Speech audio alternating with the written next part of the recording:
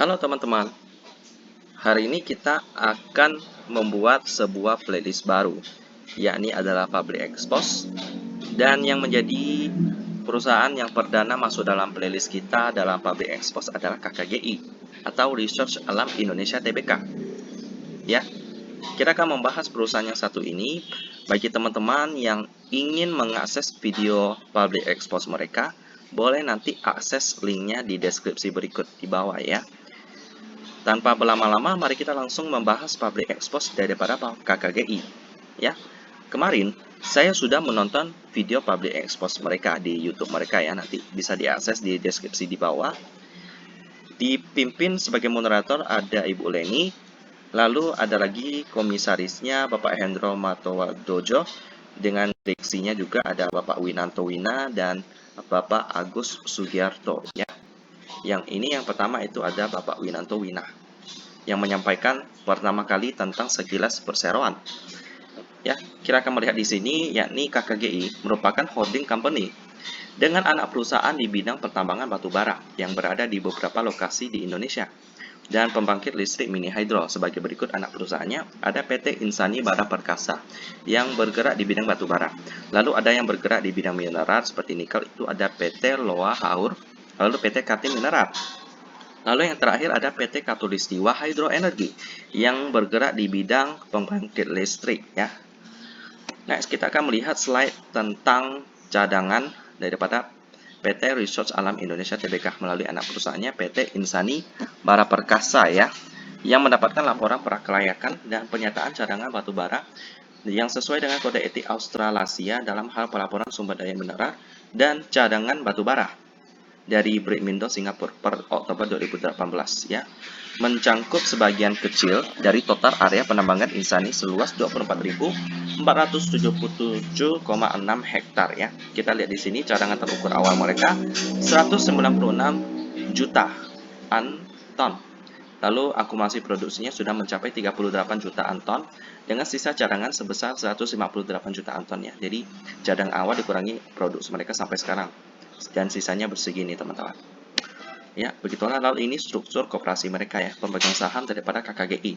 Ada UBS AG Singapura, lalu PT Sejahtera Jaya Cita, lalu UBS AG Sport dan RX International Singapura, lalu buyback, ini buyback ya. Jadi pemberian kembali sahamnya yang ada di publik masuk ke perusahaan lagi. Lalu ini Posipului sebesar 29% ya. Jadi masih wajar-wajar aja sih dan normal-normal aja. Lalu KKGI ini memiliki beberapa perusahaan yang mereka pegang. Yakni yang pertama tadi PT Insani Bara Perkasa, lalu PT Kaltim Mineral, PT Loa Haur, dan PT Katulistiwa Hydro Energy. Dan beberapa anak usaha lainnya yang belum beroperasi, mayoritas kepemilikan saham sebesar 90% lebih ya. Ya, itulah struktur korporasinya. Jadi bisa kita lihat bahwa KKGI ini cukup bagus ya, diversifikasinya ada batu bara, mineral, dan pembangkit listrik masih banyak lagi. Nah, kita melihat peta lokasi tambang Insani Bara Perkasa yang batu bara ini ya.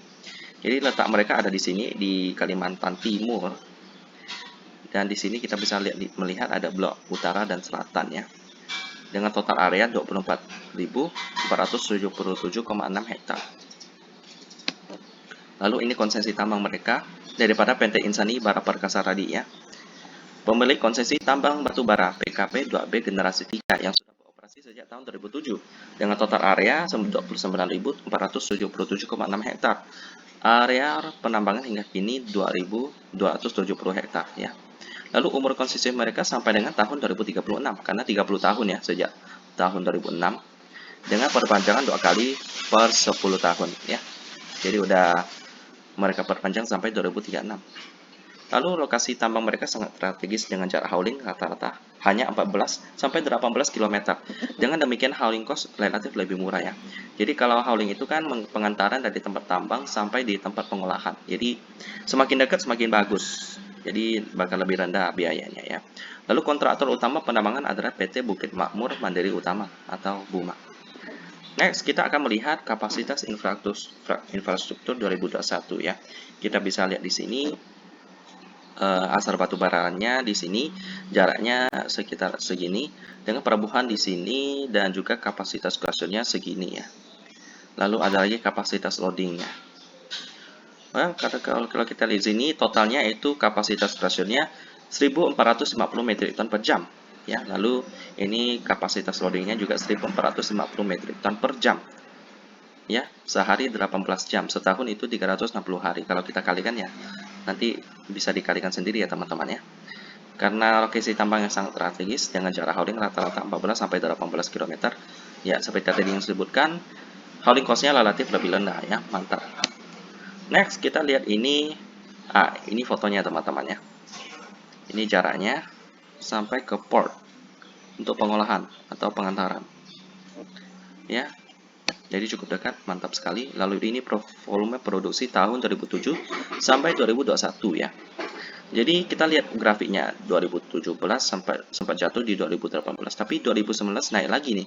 Lalu 2020 ketika pandemi menghantam, turun dikit, lalu tahun 2021 masih mencoba untuk bangkit produksi mereka ya. Karena sesuai dengan permintaan, kalau tidak ada permintaan maka produksinya juga dikurangi ya. Tapi sekarang kalau kita lihat di sini sudah mulai bangkit ya teman-teman ya. Yang kuning itu yang eksis yang sudah terjadi, sedangkan yang hijau ini proyeksi. Yang sisa kuartal keempat 2021 ya. Lanjut, kita lihat negara tujuan ekspor atau domestik Januari dan September. Di sini ketutup ya. Tapi sepertinya ini yang 2021. Ya, kita lihat di sini India yang paling besar, lalu DMO ini yang domestik ya. Yang untuk domestik punya seperti untuk PLN dan lain-lain. Lalu yang ketiga ada Taiwan. Lalu ada lagi China, Vietnam, Filipina, Korea, dan Thailand ya. Kita bisa lihat di sini porsinya ya. Jadi sepertinya ini urutannya enggak sesuai dengan besarannya ya. Jadi ini random aja. Kalau mau lihat porsinya bisa lihat di sini ya.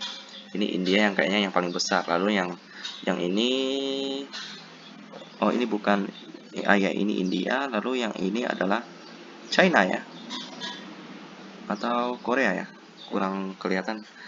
Tapi beginilah porsi mereka ya. Next, kita akan melihat volume produksi dan penjualan. Ini produksi per kuartalan dan ini juga per kuartalannya. Jadi di copy 2 kali di sini. Tapi ini beda sih itunya. Metric ton. Ya. Jadi inilah proyeksi mereka dari suatu kuartal ke kuartal lainnya. Lalu ini yang sisanya tadi 700.000 metrik ton. Ada di kuartal keempat 2021 ya, ini proyeksinya ya teman-teman ya. Jadi inilah tentang supply and demand. Sesuai kebutuhan maka mereka produksi sebanyak itu ya. Lalu rata-rata harga jual mereka itu di sini ya. Kita bisa lihat di sini 2021 menaik tinggi banget ya. Jadi semakin tinggi FOB-nya, maka cuannya makin gede, marginnya makin tebal. Dan inilah yang terjadi dengan KKGI ya. 2016 ke 17 sempat naik, tapi 2018, 19, 20 turun terus nih teman-teman ya. Karena ekonomi yang pada tahun itu dari tahun ke tahun makin menurun ya, karena ada perang dagang daripada US dan China membuat gairah daripada ekonomi itu berkurang. Tapi 2021 naik ya. Itu petanda yang sangat baik. Next, ini tren harga batubara Indonesia ya. Kita lihat di sini trennya selalu naik sih. Apalagi yang kemarin itu sempat krisis listrik, krisis energi yang membuat banyak negara memborong batubara karena yang merupakan sumber energi yang paling murah ya daripada minyak bumi, gas, dan juga yang lainnya. Jadi batubara masih menjadi kebutuhan daripada banyak negara ketika kebutuhan energi lagi tinggi-tingginya ya, apalagi para pemulihan ekonomi ya. Tentu saja ini kalau naik terus sih tidak mungkin juga teman-teman ya, pasti akan ada stagnannya. Jadi sekarang pun harga batu bara udah mulai turun ya dan lagi stagnan, mencocokkan harga wajarnya ya. Tapi tentu saja kalau ada demand pasti ada supply. Jadi kalau ada demand harganya pasti akan terjaga. Inilah tren harga batu bara. Next kita bisa melihat ringkasan laba rugi daripada KKGI ya. Dari tahun 2020 dari 9 bulan sampai ke tahun 2021 selama 9 bulan juga ya. Kita lihat dari kanan ke kiri. dari 54 juta US dollar ke 80 juta US dollar. Jadi kenaikan pendapatannya itu 40% teman-teman ya. Jadi cukup tinggi sekali. Karena tahun 2021 ada pandemi, tapi tahun ini ekonomi mulai bangkit. Laba kotornya pun naik sebanyak 253%. Lalu laba operasionalnya dari yang merugi menjadi untung ya pada tahun ini sebesar tinggi banget 4.565%. Wow, mantap sekali teman-temannya. Dan laba bersihnya setelah pajak naik juga, naik sebesar 213%. Ya.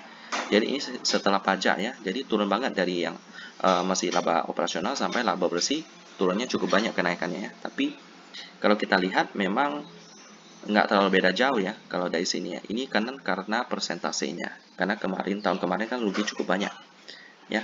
Jadi laba bersihnya 9,2 juta US dollar. Laba bersih setelah pajak selama 9 bulan ya. Next kita akan melihat rasio keuangan daripada KKGI ya. Ini gross marginnya kita lihat di sini meningkat dari 8% ke 22%. Operational marginnya dari minus sampai 16%. Net profit marginnya dari minus 14% sampai 11% ya. Mantap. Dan return on assetnya dari yang minus jadi plus 10%.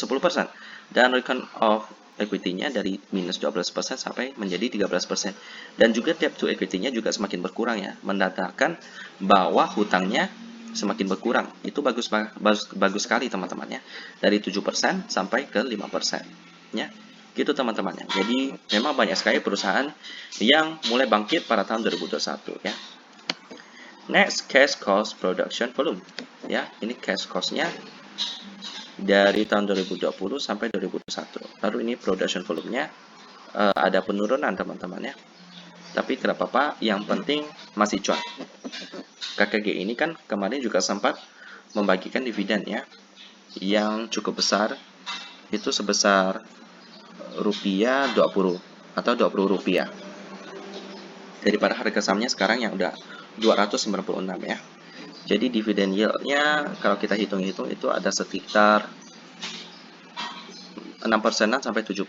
Jadi cukup tinggi teman-teman ya. Dan ini average selling price FOB mereka. Ya.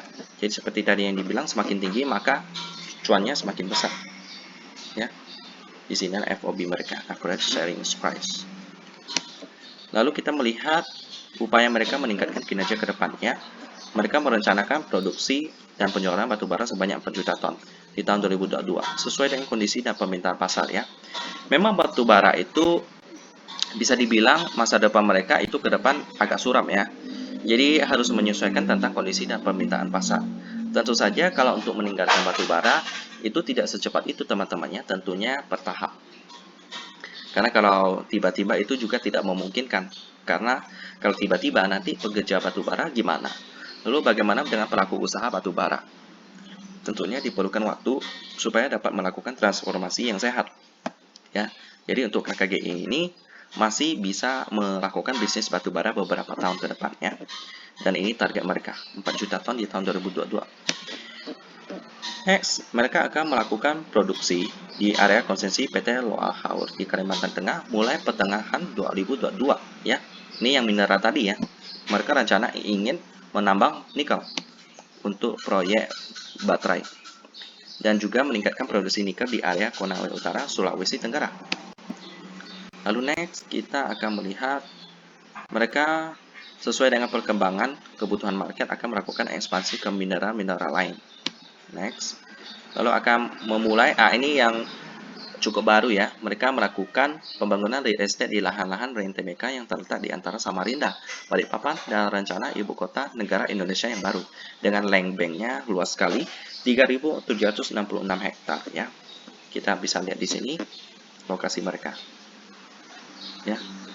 Jadi cukup bagus sih bisnis daripada KKGI ini kan ada diversifikasi. Jadi kalau misalnya yang satu prospeknya suram, yang lainnya masih dapat mendukung perusahaan supaya nggak sampai rugi, bahkan harus sampai bangkrut teman-temannya. Mereka melihat ada potensi nih, ada di dekat ibu kota yang baru kita, dan mereka melakukan persiapannya dengan sangat kreatif. Bagus banget teman-teman ya. membangun properti. Lalu kita lihat di sini informasi terkini perseroan. Pada tahun 2021, PT Rain Tbk atau KKGI telah membagikan dividen sebanyak 2 kali ya, yang seperti tadi sudah disebutkan, sebesar 5,5 per lembar saham di bulan Agustus dan pada bulan November membagikan Rp20 per lembar saham, sehingga total dividennya 8,12% ya per tanggal 30 Oktober 2021. Lalu menurut data KSEI, di bulan November 2020 investor KKGI tercatat sejumlah 1.385, tapi tanggal 12 November 2021 total investornya adalah 2.836 orang. Terjadi peningkatan investor sebesar 108% ya. Lalu next, mereka telah memasuki usaha di bidang pertambangan nikel ya. Lalu ada lagi tahun 2021 mereka mendapatkan penghargaan pertama untuk pengelolaan keselamatan pertambangan mineral dan batubara bagi kelompok badan usaha pemegang perjanjian karya pengusahaan pertambangan batubara dan izin usaha pertambangan khusus. Next, kita lihat di sini mereka juga mendapatkan penghargaan untuk pengelolaan lingkungan hidup pertambangan mineral dan batubara ya. Next, ini corporate social responsibility-nya, bagaimana mereka mengambil bagian untuk membantu masyarakat sebagai sebuah perusahaan yang ingin membantu sesama ya. Mereka bergerak di bidang pendidikan juga. Listnya di sini ya. Ada penerapan berakan gedung, pembuatan parit pinggir lapangan sekolah, pembuatan gerbang, pengecatan gedung sekolah, dan juga penyuluhan terkait bercocok tanam bagi masyarakat sekitar tambang desa dan tani bakti. Dan juga di bidang kesehatan seperti bantuan BPJS, bantuan kursi roda dan sembako, penyuluhan dan bantuan COVID, pembuatan tempat sampah dan sarana dan prasarana Posyandu Manunggal Jaya ya. Next, kita lihat ada lagi seperti tingkat pendapatan real atau pekerjaan seperti bantuan bibit ikan air tawar, pembuatan ruko, bantuan bibit buah kurma dan kelapa, bantuan gerobak untuk bank sampah juga ya. Lalu di bidang kemandirian ekonomi, pengembangan UMKM. Lalu di bidang sosial budaya, bantuan sarana speaker. Lalu ada lagi bantuan bingkisan lebaran, pelayanan HUT desa, bantuan hewan kurban juga ada teman-teman ya. Lalu ada di bagian pengelolaan lingkungan, ada normalisasi aliran sungai, bantuan tanaman hias. Lalu infrastruktur ada pembuatan turap kantor, peningkatan jalan menurut Posyandu, pengecoran depan lapangan bola voli, pembuatan turap gedung arsip dan pembuatan saluran parit, pengecoran lantai, perbaikan fondasi BPU dan cor lantai, lanjutan turap lapangan sepak bola, peningkatan jalan, pembuatan jembatan panceng, dan juga perbaikan jembatan umum. Ya, itulah bagaimana mereka merupakan perusahaan yang cukup sehat sampai bisa membantu banyak orang ya, karena mereka juga berbagi. Semakin berbagi maka pahala kita semakin semakin berbagi maka kita dapat bertumbuh bersama-sama. Next, ini informasi terkini perseroan ya. Jadi bisa diakses sosial media mereka, ada di Instagram saya udah follow, dan juga ada Facebook mereka juga saya udah follow, dan YouTube mereka udah di subscribe ya. Dan ini saya akses video Zoom mereka, PBS host mereka di sini, di catatan ini ya. Jadi boleh dicari teman-temannya, screenshot dulu. Lalu kita lanjut sekarang. Ada Q&A. Ini Q&A. Ada beberapa yang saya tangkap daripada Q&A ini. Yang pertama dari bidang usaha mereka ya. Jadi dalam bidang nikel itu kan dari peraturan pemerintah tidak bisa diekspor dalam bentuk yang mentah, harus diolah dulu di dalam smelter ya. Lalu KKGI ini gimana? Apakah mereka memiliki smelter? Lalu di Q&A itu disebutkan bahwa mereka melakukan kerjasama dengan perusahaan lainnya. Jadi mereka belum punya smelter, tapi mereka punya bahan bakunya. Jadi mereka kerjasama untuk mengolah nikel tersebut menjadi bahan yang lebih matang untuk diekspor nanti ya. Itulah kolaborasi daripada kompetisi. Lalu next ada juga yang bagian properti juga. Nah ini. Jadi mereka itu tidak melakukan kerjasama dengan perusahaan lainnya, belum ya, atau nanti tergantung kebijakan daripada perusahaan. Kalau saya dengar dari Q&A-nya dikatakan bahwa KKG ini memiliki sebuah pengalaman dalam bidang properti, jadi mereka bisa membangun sendiri ya. Jadi gitu Q&A-nya teman-temannya. Sisanya sih saya nggak rangkum karena nanti teman-teman bisa dengar sendiri di videonya ya. Jadi begitulah tentang KKGI yang melakukan public expose pada tanggal 25 November 2021, bagaimana prospek bisnis mereka ke depan, dan apakah masa depan daripada KKGI ini cukup bagus. Kalau kita lihat KKGI ini cukup bagus ya daripada hilirisasi bisnis mereka. Memang batubara memang suram, tapi mereka ada bergerak di bidang lain seperti mineral, nikel yang masa depannya sangat cerah untuk ke depan. Tentunya bagus banget teman-teman ya. Dan juga mereka ada rencana untuk membuat properti, dimana kalau krisis sudah lewat, biasanya properti itu booming banget. Jadi tentu saja itu baik bagi KKGI dan pelaku properti yang lain. Ya, demikianlah tentang KKGI ini, public expose mereka kiranya dapat membantu teman-teman dalam membuat keputusan apakah akan invest ke KKGI atau tidak. Ya. Dan sekarang kita akan masuk ke RTI bisnis untuk melihat fundamental daripada KKGI ini ya. Kita akan masuk ke RTI bisnis. Dan beginilah penampakan fundamental daripada KKGI. Kita lihat di sini tahun kemarin sempat minus ya, tapi tahun ini bangkit kembali sampai bisa bagi dividen 2 kali. Kita akan melihat fundamentalnya. Yang pertama, operating profitnya lebih besar daripada net profit ya, jadi naik sekali. Di sisi valuasinya PER-nya 8,4 kali dengan PBV 1,1 kali ya. Jadi cukup bagus karena PER-nya di bawah 10 kali ya. Jadi sangat layak diinvestasikan. Dan juga bisnis mereka tidak hanya berpatokan pada batu bara, jadi tentunya lebih aman daripada perusahaan yang cuma fokus di batu bara ya. Di sisi profitability-nya, operating profit margin itu 16%. Net profit margin 11%, jadi cukup tinggi. Bagus banget. Di sisi liquidity-nya, cash ratio-nya 135%. Wow, udah bisa bayar hutang jangka pendek pakai cash ya. Di sisi quick ratio-nya 244%, current ratio-nya 292%. Wow, mantap sekali. Mereka juga sering bagi dividennya 2016, 17, 18, tapi 2019 absen. Lalu tahun 2020 bagi lagi, lalu tahun 2021 bagi sampai 2 kali teman-teman. Di sini kita lihat ya, ada beberapa pemegang sahamnya ya. Kita akan melihat bersama-sama bagaimana sih pemegang saham daripada KKG ini, apakah ada kasus atau tidak ya. Kalau nggak ada berarti lampu hijau kita untuk investasikan ke sini ya. Lalu kita akan melihat bersama-sama di Google, kita akan cek bersama-sama ya. Yang pertama ada UBS SG Energy. Oke, kita lihat KKGI ya. Bagaimanakah profil daripada pemilik saham daripada KKGI ini yang pertama. Ya. Yang pertama kita masuk ke news.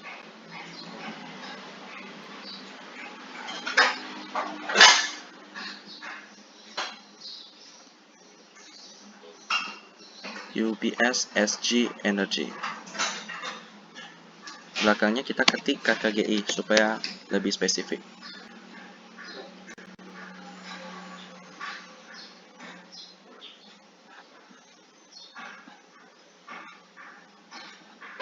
UBS SG Energy KKGI. Lagi loading teman-teman ya. Oke, caplok dok perusahaan. Reso salah masuk bisnis nikel. Mantap. Lalu ada lagi PT Sejahtera Jaya Cita KKGI.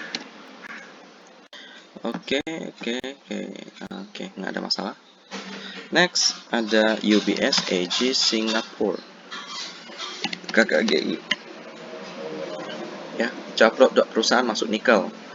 Oke, aman-aman. Lalu RX International KKGI ya. Oke, tidak ada ya. RX International. Kita lihat di all apa ada tidak. Tidak ada. Oke. Kita lihat berarti nggak ada masalah sih daripada pemegang sahamnya. Sebagai penutup dan tambahan, saya akan menjabarkan seberapa besar sih dividen yang dibagikan oleh KKGI ini supaya teman-teman dapat lebih tertarik lagi dengan perusahaan yang satu ini ya. Kita coba baca di sini, KKGI bagi-bagi dividen yield sebesar 8,12%. Wow, besar sekali ya. Bahkan ditanyain sama adminnya tuh, mantap nggak tuh? Mantap ya teman-teman ya. Jadi dividen yieldnya sebesar 8,12% ya. Mereka membagikannya sebesar kalau kita lihat di sini awalnya Rp5,5, akhirnya mereka tambah lagi sampai Rp20 per lembar saham ya. Sehingga total dividennya itu sebesar Rp25,5 per lembar saham. Atau kalau saat itu berdasarkan harga sahamnya itu sebesar 8,12% dividen yield-nya. Wow, ini bisa dibilang lebih tinggi daripada bunga deposito di bank yang berkisar 2,35% per tahun. Ya, jadi kalau kita hitung-hitung itu bisa sekitar 3-4 kali lipat daripada bunga deposito.